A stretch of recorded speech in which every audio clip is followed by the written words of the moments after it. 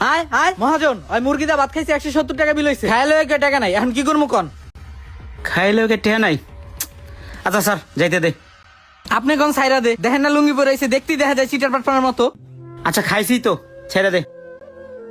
যা মহাজন, এটা কি আপনি এতিমখানা খুলে বইছেন? যে আইতাছে আপনি হেরেই খাওয়াইতাছেন, যারে মন চায় হেরে বিলাইতাছেন। এমনি তো মহাজন হোটেল চলবো না। মহাজন কথায় কথায় দান খরচ বন্ধ করে। ভাই আসসালামু আলাইকুম। ওয়ালাইকুম সালাম।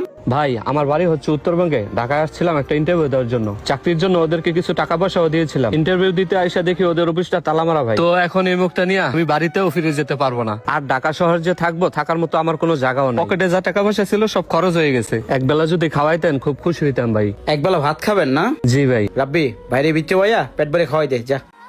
মহাজন এটা কোনো কথা কইলেন? এমনি তো মহাজন হোটেল চলবো না। হয়তো হোটেলে একটা এতিমখানা দিয়ে দেন, নয়তো একটা মসজিদে দান করে দেন। একজন না যাইতে যাইতে আর একজন হাজির, আর আপনি কোন খাওয়াইতে। এমনিতেই আপনার অভাব শেষ হয় না।